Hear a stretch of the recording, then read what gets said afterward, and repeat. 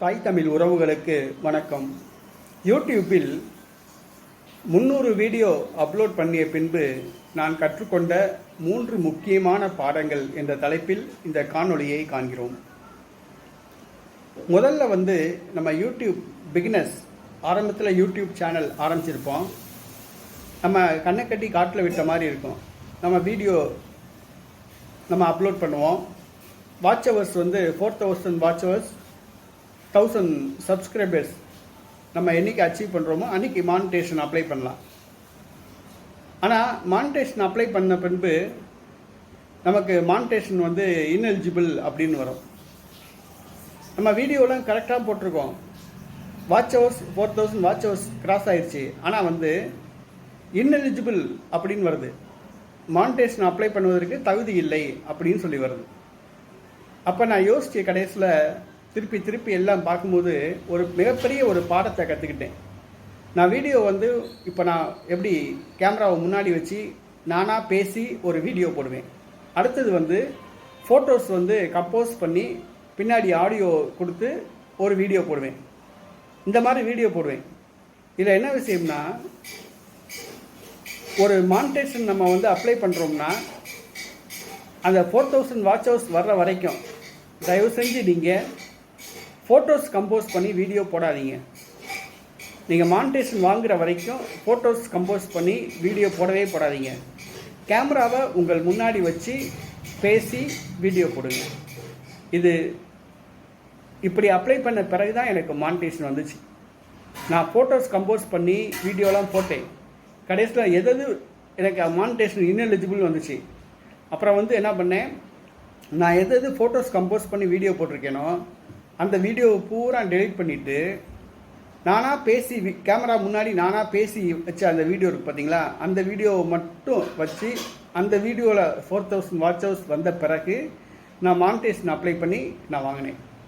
நான் புது சேனல் 2வது சேனல் ஒன்று ஓப்பன் பண்ணும்போது கூட நானாக பேசி கேமராவை முன்னாடி வச்சு ரெக்கார்டிங் பண்ணி அந்த வீடியோ மட்டும் போட்டு 4000 வாட்ச் ஹவர்ஸ் வந்த பிறகு மானிட்டேஷன் அப்ளை பண்ணேன். உடனே கிடச்சி.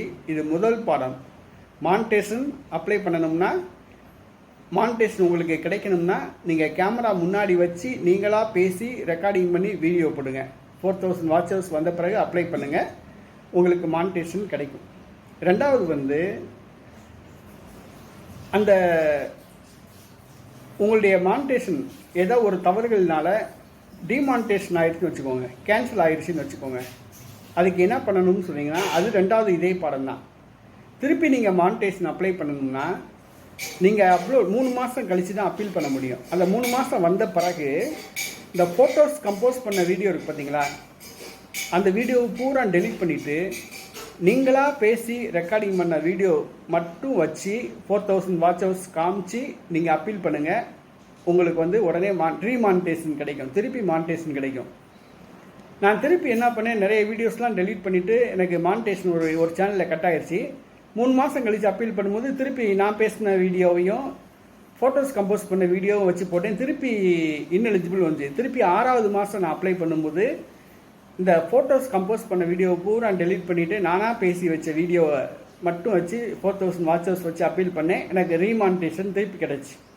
ஆனால் 2வது நான் கற்றுக்கொண்ட பாடம், உங்களுக்கு ரீமானிட்டேஷன் கிடைக்கணும்னா ஃபோட்டோஸ் கம்போஸ் பண்ண வீடியோவை பூரா டெலீட் பண்ணிவிட்டு நீங்களாக பேசி ரெக்கார்டிங் பண்ண அந்த வீடியோவை மட்டும் வச்சு 4000 வாட்ச் ஹவர்ஸ் வந்த பிறகு அப்பீல் பண்ணுங்கள், உங்களுக்கு ரீமானிட்டேஷன் கிடைக்கும். 3வது நான் கற்றுக்கொண்ட ஒரு பாடம் என்னன்னு கேட்டிங்கன்னா, ரீயூஸ்டு கண்டென்ட். நீங்கள் வீடியோ போடுறது பெருசு கிடையாது. மானிட்டேஷன் வந்த பிறகு நீங்கள் நீங்களாக பேசி ரெக்கார்டிங் பண்ண வீடியோவும் போடலாம், ஃபோட்டோஸ் கம்போஸ் பண்ண வீடியோவும் போடலாம். ஆனால் ரீயூஸ்டு கண்டென்ட் ஒன்று இருக்குது, அதை நான் தவறு பண்ணக்கூடாது. ரீயூஸ்டு கண்டென்ட் என்னன்னு கேட்டிங்கன்னா, நீங்கள் அரைச்ச மாவை கூட அரைக்கலாம் வீடியோவில். ஆனால் தலைப்பு இருக்குது பார்த்தீங்களா, டைட்டில், கண்டென்ட், அந்த கண்டென்ட்டு நீங்கள் அதில் எழுதுகிற விஷயத்தில் ரொம்ப கேர்ஃபுல்லாக இருக்கணும். இப்போ உதாரணத்துக்கு பார்த்தீங்கன்னா, இன்றைக்கி 1ஆம் தேதி திமுக எம்எல்ஏ கவலைக்கிடம் அப்படின்னு சொல்லி போட்டு நான் ஏதோ ஒரு தொகுதியை சொல்லி அந்த தொகுதியில் ஒரு எம்எல்ஏ கவலைக்கிடமாக இருக்கார், மருத்துவமனையில் இருக்கார் அப்படின்னு சொல்லி போடுறேன். திருப்பி ஒரு 20 நாள் கழித்து திருப்பி திமுக எம்எல்ஏ கவலைக்கிடம் சொல்லி டைட்டில் கொடுத்து வேறொரு எம்எல்ஏ சொல்லி நான் வீடியோ போடுறேன். திருப்பி மூணாவது வந்து ஒரு 6 மாதம் கழித்து திமுக எம்எல்ஏ கவலைக்கிடம் அப்படின்னு சொல்லி போட்டு அதுக்கு இன்னொரு எம்எல்ஏ பேரை சொல்லி வீடியோலாம் இது பண்ணி போடுறேன். அப்போ வந்து ரீயூஸ்ட் கண்டென்ட் சொல்லி போட்டு மானிட்டேஷன் கேன்சல் பண்ணுறாங்க.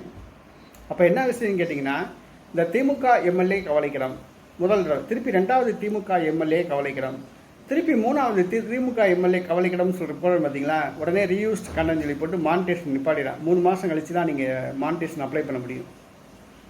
அப்போ என்ன அர்த்தம் சொல்லி கேட்டிங்கன்னா, இந்த தலைப்பு வந்து ஒரே மாதிரி இருக்காது.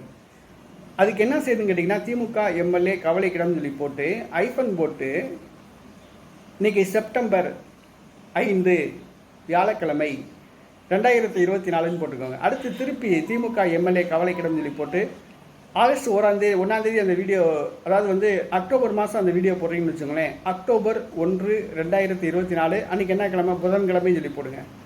திருப்பி திமுக எம்எல்ஏ கவலைக்கிடம் சொல்லி போட்டு டிசம்பர் 18 ஞாயிற்றுக்கிழமை 2024 அப்படி சொல்லி போடுங்க. இந்த தலைப்பு ஒரே மாதிரி இருக்காது.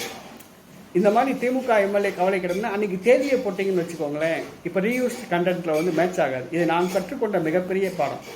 ஆக இந்த யூடியூப் வீடியோ அப்லோட் பண்ண பிறகு என்னுடைய மானிட்டேஷன் வாங்கினதுக்கு நான் போராடினேன். மானிட்டேஷனான சேனல் டிமானிட்டேஷன் ஆகி நான் திருப்பி அப்பீல் பண்ணி திருப்பி ரீமானிட்டேஷன் வாங்குறதுக்கு நான் போராடினேன். இதுக்கு காரணம் ரீயூஸ்ட் கண்டென்ட். அந்த ரீயூஸ்ட் கண்டென்ட்னா நான் என்னென்னு புரிஞ்சுக்கிறதுக்கே நான் நிறைய கற்றுக்க வேண்டியிருந்துச்சு, நிறைய அனுபவம். அதனால் இந்த யூடியூப் வீடியோஸ் ஃபஸ்ட்டு நீங்கள் செய்ய வேண்டியது, நியூ பிகினர்ஸ் புதுசாக யூடியூப் சேனல் ஆரம்பிச்சிருக்கோங்க.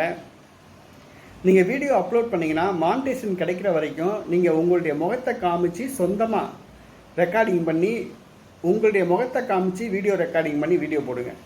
உங்களுக்கு மானிட்டேஷன் கிடைக்கும். கிடைச்ச பிறகு ஃபோட்டோஸ் கம்போஸ் பண்ணி வீடியோ போட்டுக்கலாம். 2வது உங்களுடைய மானிட்டேஷன் கட் ஆயிடுச்சு, 3 மாதம் கழிச்சு தான் நீங்கள் அப்பீல் பண்ண சொல்லியிருக்காங்கன்னா, அப்போ நீங்கள் இந்த ஃபோட்டோஸ் கம்போஸ் பண்ண வீடியோவை பூரா டெலீட் பண்ணிவிட்டு உங்களுடைய முகத்தை காமிச்சு வீடியோ ரெக்கார்டிங் பண்ணி போட்ட வீடியோ இருக்குது பார்த்தீங்களா, அது 4000 ரீச் ஆயிடுச்சுன்னா 4000 வாட்சஸ் ரீச் ஆயிடுச்சுன்னா அதை வச்சு நீங்கள் அப்பீல் பண்ணுங்கள். உடனே வந்து ரீமானிட்டேஷன் கிடைக்கும். 3வது ரீயூஸ்ட் கண்டென்ட். திருப்பி அந்த தலைப்பையே ஒரே மாதிரி தலைப்பையே வராமல் பார்த்துக்கிட்டு, அப்படி ஒரே மாதிரி தலைப்பு வந்துச்சுன்னா அன்றைக்கி தேதியை பக்கத்தில் போட்டுக்கோங்க.